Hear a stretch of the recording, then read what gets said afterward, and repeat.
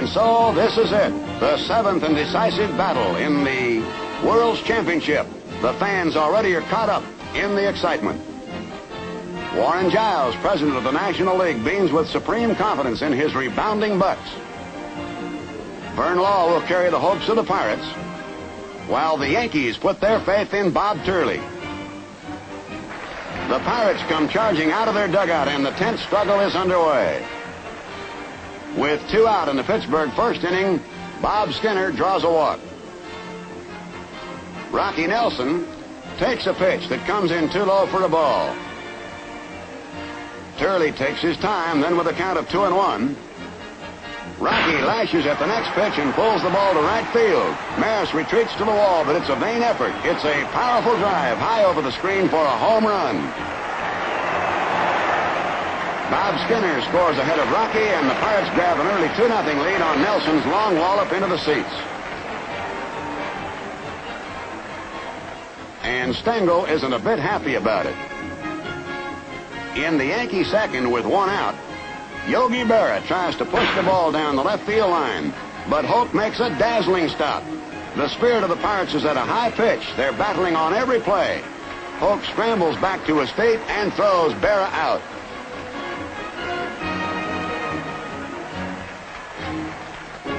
Leading off the Pirates' second inning, Smokey Burgess hits a shot down the first base line. Skowron dives for it, but the ball gets by him for a single.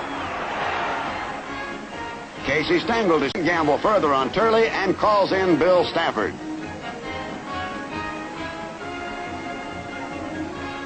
With 2 away, Mazeroski is on second, Hoke on third. Stafford struggles to get out of the jam, but Burden singles to right. Mazeroski and Hoke score, and the Pirates move out to a 4-0 lead.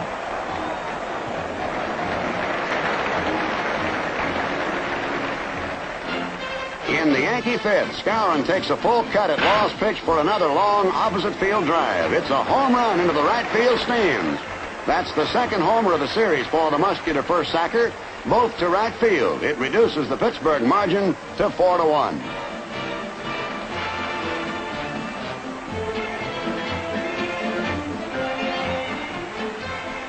After Richardson opens the Yankee sixth with a single, Tony Kubek walks. Murtaugh has a long conference with Law. And he finally decides that a change is in order, sending out a signal for Mr. Bullpen Elroy Face. After retiring 1 man, Face is solved for a single to center by Mantle. Grote's desperate dive for the ball is short of the mark, and Richardson scores while Kubek takes third.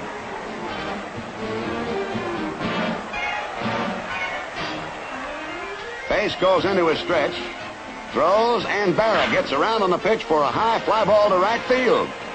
Yogi leaps up and down like a rookie as he sees the ball settling into the right field upper deck. Kubek scores first. Then Mantle and the happy Yogi come around to cross the plate. Yogi gets a big welcome from his Yankee mates, whom he suddenly has lifted into a 5-4 lead. But New York isn't through yet. The Bucks take the field in the 8th as they come storming out of their dugout. Quickly, the Bombers have a couple of runners aboard. Blanchard singles to right, sending Berra and sending Skowron to third.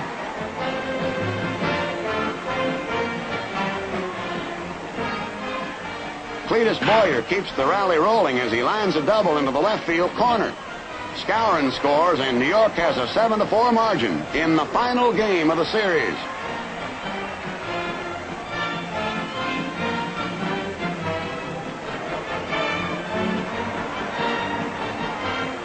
In the Pittsburgh 8th, Samoli bats for Face and singles to right center off Bobby Shantz, who so far has pitched 5 shutout innings in relief. Pirate fans are hopeful of a typical Buck rally.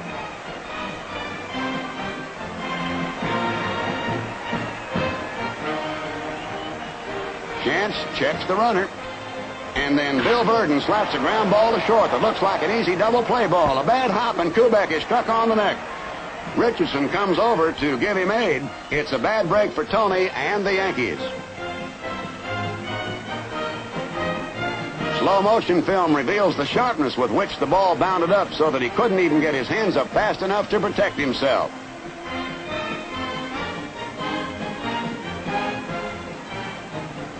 Both Yankee trainers rush out to administer first aid. Manager Casey Stengel also joins the group. Kubek wants to remain in the ballgame, but Casey sends him to the clubhouse. Billy Verdon is credited with a hit. The Pirates are driving as DeMaestri replaces Kubek. The game resumes, and Shantz tries to overcome the bad break, but Dick Groat singles to left field, scoring Somoli, while Verdon stops at second. The Pirates have moved into a threatening position again. They've cut the lead to 7-5 and have the tying runs on. Now Stengel is out at the mound. He removes Bobby Shantz, who had hurled shutout ball before luck ran out on him in this frame. Jim Coates takes over and retires the next two men. Then Bob Clemente tops the ball for a dribbler towards first. As Verdon scores, Skowron grabs the slow roller, only to find that Coates is also over to make the play. There is nobody covering first, and Clemente beats it out for the base hit.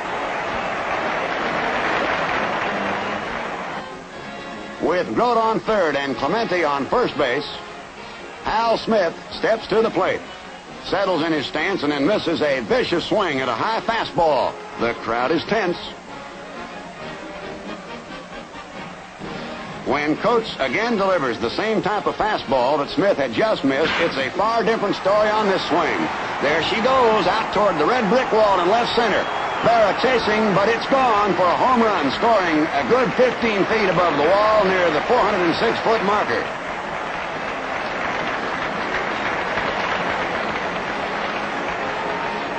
Groat and Clemente leaping up in glee as they reach the plate. The Pittsburgh crowd going wild. And here comes Hal Smith around third base, and a reception committee is awaiting him. The Pittsburgh fans have the steel girders throbbing like tuning forks with thunderous cheers. The Bucks have come back into the lead 9-7. A downhearted Coates leaves the game as Stengel is back to make another pitching change. And Ralph Terry answers the alarm this time and retires the side. The crowd is still in a rather joyous uproar. But Bob Friend, the new Pirate pitcher, gets in trouble immediately when Bobby Richardson opens the Yankee ninth by dropping a looping single among Groat, Skinner, and Verdon in center field. Dale Long bats for Joe DeMaestri and singles to right, and Richardson stops at second. Within a matter of minutes, the Yankees have the tying runs on with nobody out. It's Murtaugh's turn to go to the mound again, and after a brief huddle, he calls upon Harvey Haddix.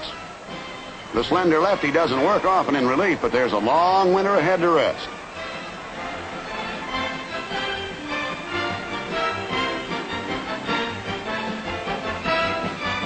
After Roger retired with Yankee base runners on second and first, Mantle singles to right center. It's a key blow, for it sends Richardson home while Long storms to third with the tying run, and there still is only one man out. The clutch-hitting Yogi Berra smashes the ball down the first base line, and Nelson makes a spectacular stop and steps on first base, retiring Yogi. But Mantle evades his frantic tag and dives safely back into the bag. Meanwhile, the run scores, and the game is all tied 9-9.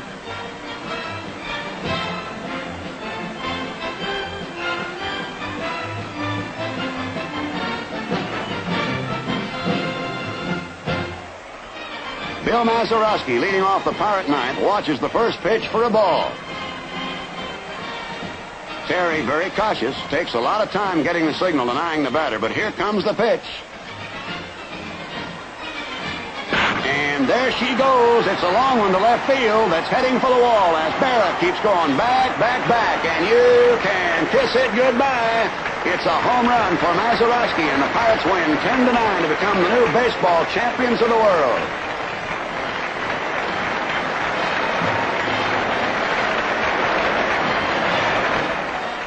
Pittsburgh fans waited 33 long years for this. The victory of the Pirates was essentially a team triumph. It was a tribute to their indomitable spirit that they kept rebounding from crushing Yankee bombardments and then finally won it by stealing the very long ball thunder of the Bombers. Even Hollywood couldn't have dreamed up a more thrilling finish. and it came with a dramatic impact that makes baseball unmatched in the world of sports.